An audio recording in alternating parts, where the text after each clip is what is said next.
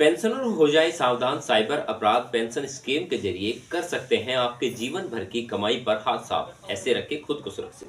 नमस्कार, मैं अनुज कुमार। साथियों, इंटरनेट के विकास के साथ ऑनलाइन स्कीम भी बढ़ता जा रहा है। व्हाट्सएप के जरिए निशाना बना रहे हैं, उनके व्यक्तिगत जानकारी मांग रहे हैं। सरकार ने सतर्क रहने और संदिग्ध लिंक पर क्लिक न करने की सलाह दी है। संपूर्ण चर्चा करने वाले हैं, लेकिन सबसे पहले हमारा जो काम है वो हमें अपने लिए वित्तीय सुरक्षा इकट्ठी करनी है। आज के समय में आप जानते ही हैं कि आज का जो युग है वो डिजिटल जमाने का है। इसी के साथ कई ऐसे मामले हमारे सामने आए हैं जिससे कि पेंशन धारकों को इस समय पर ज़्यादा नुकसान झेलना पड़ रहा है। बात है उनकी सुरक्षा से जुड़ी हुई, यानी कि हमारा पीपीओ नंबर हुआ और हमारा बैंक अकाउंट हुआ, या कोई ओटीपी शेयर करना, गलती से कोई ट्रांजैक्शन करना, कुछ ऐसे साइबर फ्रॉड हैं जो अब इस समय पर सक्रिय है, जिससे कि सभी कर्मचारियों को हम सावधान कर सके। इसलिए मैं ये खबर सबसे पहले आपको बता रहा हूँ। पिछले कुछ वर्षों में इंटरनेट ने तेजी से विकास किया है, जिससे हर कोई काम आसान बना दिया गया है। वहीं तकनीकी के इस विकास के साथ ही ऑनलाइन स्कैम के खतरे भी बढ़ते जा रहे हैं। आज हम व्हाट्सएप जैसी टूल्स का इस्तेमाल करके चंद सेकंड में संदेश भेज सकते हैं, जबकि पुराने समय में इसके लिए तार या पत्र का सहारा लेना पड़ता था। आज के डिजिटल युग में स्कैमर्स इसी तकनीकी प्रयोग का फायदा उठाने और लोगों को ठगने का व्यक्तिगत जानकारी चुराने का कोशिश करते हैं। हाल ही में भारत सरकार ने खुलासा किया कि स्कैमर्स व्हाट्सएप के जरिए पेंशन धारकों को निशाना बना रहे हैं। स्कैम का मुख्य उद्देश्य क्या है?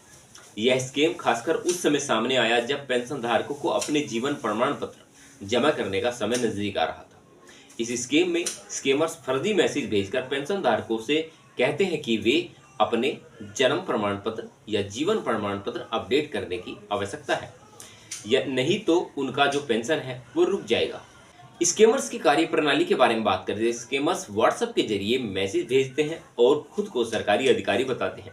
वे लोगों को एक लिंक भेजते हैं जिसमें उनकी बैंक डिटेल्स और अन्य व्यक्तिगत जानकारियां मांगी जाती हैं। अगर कोई इन जानकारियों को भर देता है तो स्कैमर्स के पास उनकी महत्वपूर्ण जानकारियां चली जाती हैं और वे इसका इस्तेमाल धोखाधड़ी के लिए कर सकते हैं। अब मैं आपको कुछ उपाय बताने वाला हूं जो कि आप उससे सुरक्षित रह सकते हैं।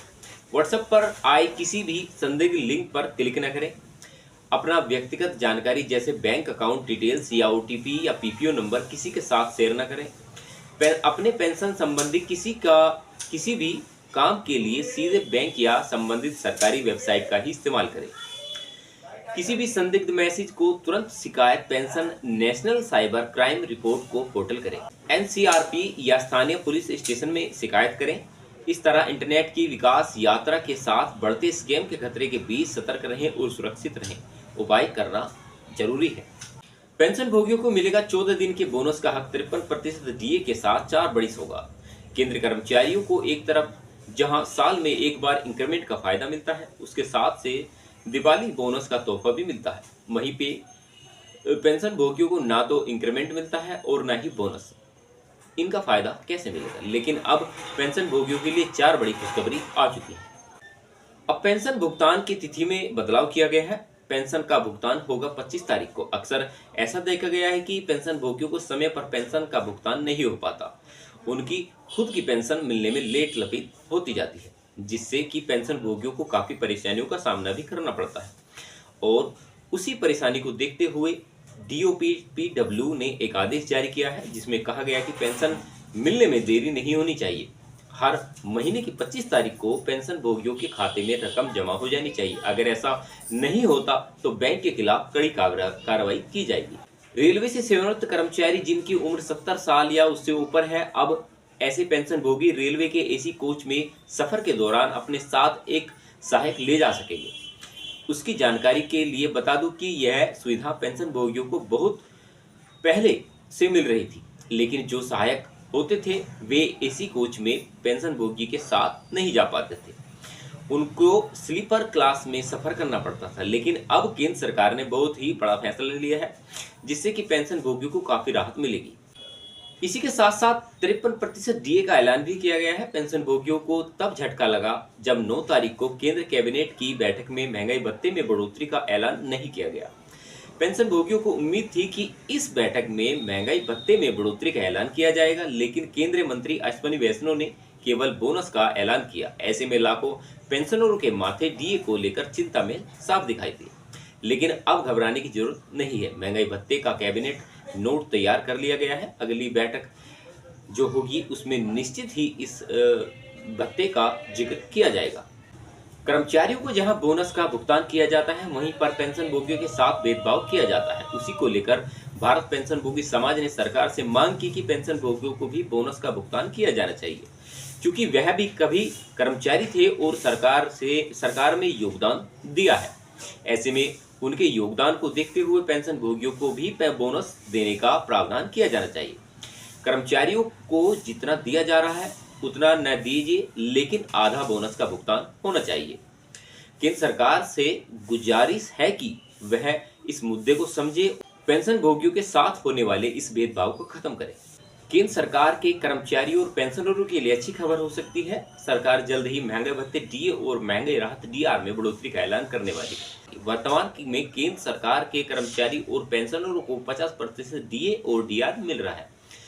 अब इसमें 3 या 4% की बढ़ोतरी होना संभव माना जा रहा है। इस बढ़ोतरी से लगभग 1 करोड़ से अधिक ज्यादा कर्मचारियों और पेंशनरों को फायदा होगा। महंगाई भत्ता डीए और महंगाई राहत डीआर भारतीय कर्मचारियों और पेंशनरों को बढ़ती महंगाई से राहत देने के लिए दिया जाता है। डीए वर्तमान कर्मचारियों को मिलता है, जबकि डीआर पेंशनरों को मिलता है। इसकी गणना अखिल भारतीय उपभोक्ता मूल्यांक यानी कि AICPI के आधार पर किया जाता है। आमतौर पर जनवरी और जुलाई में डीए और डीआर में बदलाव किया जाता है, लेकिन इसकी घोषणा कुछ महीनों बाद की जाती है। पिछले साल भी अक्टूबर के पहले सप्ताह में यह घोषणा की गई थी और डीए में 3% की बढ़ोतरी होने पर कर्मचारियों की सैलरी में अच्छा खासा इजाफा होने का उदाहरण समझते हैं। अगर 18,000 रुपये बेसिक सैलरी वाले कर्मचारियों को 540 रुपये प्रतिमाह का फायदा होगा, वहीं 30,000 रुपये बेसिक सैलरी वालों को 900 रुपये प्रतिमाह का इजाफा होगा। वहीं 56,900 बेसिक सैलरी वालों को लगभग 1,707 रुपये का इजाफा मिलेगा। डीए बढ़ने के साथ कर्मचारियों को कई अन्य लाभ भी मिलते हैं। ट्रेवल अलाउंस में बढ़ोतरी। डीए बढ़ने से ट्रेवल अलाउंस की सीमा बढ़ा दी जाती है। मकान किराया भत्ते में भी वृद्धि यानी कि HRA की गणना बेसिक सैलरी और डीए के आधार पर होती है और डीए बढ़ने से HRA भी बढ़ाया जाएगा। ओवर टाइम अलाउंस में इजाफा है। ओवर टाइम भत्ते की गणना डीए को शामिल किया जाएगा। बोनस में वृद्धि। बोनस की गणना में डीए को शामिल किया जाता है। ग्रेचुइटी में बढ़ोतरी। सेवानिवृत्ति पर मिलने वाली ग्रेचुइटी की राशि बढ़ेगी। पेंशन में वृद्धि। पेंशन की गणना में डीए को शामिल किया जाएगा। अन्य भत्तों में बढ़ोतरी। कई अन्य भत्ते जैसे शिक्षा भत्ता, वाहन भत्ता आदि में भी वृद्धि होने वाली है। डीए में 3% की बढ़ोतरी से सरकारी खजाने पर लगभग 13,000 करोड़ रुपए का अतिरिक्त बोझ पड़ेगा, लेकिन इससे कर्मचारियों की क्रय शक्ति बढ़ेगी, जिससे अर्थव्यवस्था को गति मिलने की उम्मीद है। त्योहारी सीजन में यह बढ़ोतरी बाजार में मांग में मददगार साबित होने वाली है। थोड़ा सा जिक्र करते हैं डीए की गणना के लिए मिनिमम इस्तेमाल किए जाने वाले फॉर्मूले के बारे में। डीए परसेंट के हिसाब से पिछले 12 महीने का औसत AICPI का जो वैल्यू आंकड़ा है उसको 115.76 के हिसाब से 115.76 गुना 100 के आधार पर देखा जाता है। इस फॉर्मूले में 115.76 आधार वर्ष 2001 का AICPI शामिल है। हाल के आंकड़ों के अनुसार डीए 53.36% तक पहुंच सकता है, इसलिए सरकार 3% की बढ़ोतरी करने वाली है। पिछले कुछ वर्षों में डीए में निम्नलिखित बढ़ोतरी दर्ज की गई है। जनवरी 2024 में 4% यानी कि 46% से 50%, और जुलाई 2023 में 4% 42% से 46%। वहीं जनवरी 2023 में 4% से 38% से 42%। जुलाई 2023 में 3% बढ़ा, जबकि 35% से लेकर 38% दर्ज किया गया। इस तरह से हर 6 महीने में डीए में बढ़ोतरी हो रही है। डीए हाइक का लाभ केंद्र सरकार के सभी केंद्र कर्मचारियों और पेंशन भोगियों को मिलता है। यह बढ़ोतरी केवल 7वें वेतन आयोग की सिफारिशों के अनुसार की गई। डीए हाइक की घोषणा आमतौर पर केंद्रीय मंत्रिमंडल की बैठक के बाद की जाती है। इस बढ़ोतरी का असर केंद्र के कर्मचारियों को और प्रोविडेंट फंड और पेंशनरों पर भी पड़ेगा। डीए हाइक का लाभ रेलवे, पोस्टल और डिफेंस के कर्मचारियों को भी मिलेगा। भारतीय सेना के जूनियर कमांडिंग ऑफिसर्स JCS को अब गजेटेड अधिकारी का दर्जा प्राप्त होगा। यह स्पष्टता रक्षा मंत्रालय द्वारा दी गई। एक नए आदेश को जारी किया गया। यह निर्णय लंबे समय से चले आ रहे विवाद को समाप्त करने वाला था। पहचान पत्र जारी करने के निर्देश दिए गए हैं। रक्षा मंत्रालय के तीनों सेनाओं को यह निर्देश दिया गया है कि वे तुरंत जेसीओस को नीला उपयुक्त सिक्योरिटाइज लिमिटेड पहचान पत्र SLIC जारी करें। आदेश में कहा गया है कि जेसीओस उनके समकक्षों को संसद के अधिनियम के अनुसार गजेटेड अधिकारी का दर्जा दिया गया और उन्हें नीला SLS पहचान पत्र प्रदान किया जाएगा। मंत्रालय ने यह भी स्पष्ट किया कि जेसीओएस को समकक्ष अधिकारी के गजेटेड अधिकारी होने में कोई संदेह नहीं है।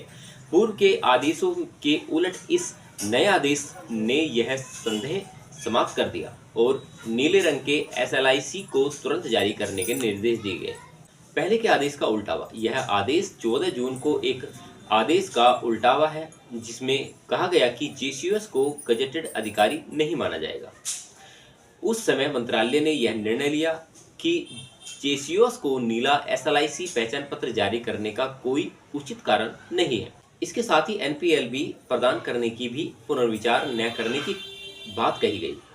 नए आदेश के साथ अब जेसीओएस को गजेटेड अधिकारी के रूप में मान्यता प्राप्त है। उससे उन्हें उचित भूमिका और योगदान का उचित सम्मान मिलेगा।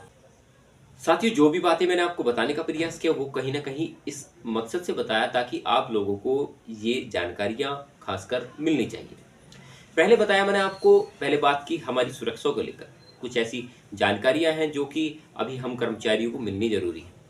और कुछ ऐसे पेंशनर भी हैं जिनके साथ ऐसा हुआ भी है, तो आप जो इस साइबर के फ्रॉड से कैसे बच सकते हैं वो मैंने स्टार्टिंग में बताया आपको। फिर DA के बारे में चर्चा की, फिर स्पर्श पोर्टल के बारे में बात की। लगातार वे कुछ खास पॉइंट मैं हमेशा से रखता रहा हूँ जो कि कर्मचारियों को कहीं ना कहीं बेनिफिट देने वाले होते हैं।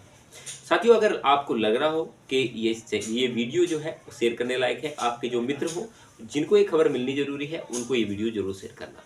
अगर चैनल पर पहली बार आए हैं चैनल को लाइक एंड सब्सक्राइब जरूर करना। मिलते रहेंगे ऐसे ही एक नॉलेजेबल और विशेषकर मुद्दों के साथ। तब तक नमस्कार, अपना ख्याल रखें। जय हिंद, वंदे मातरम।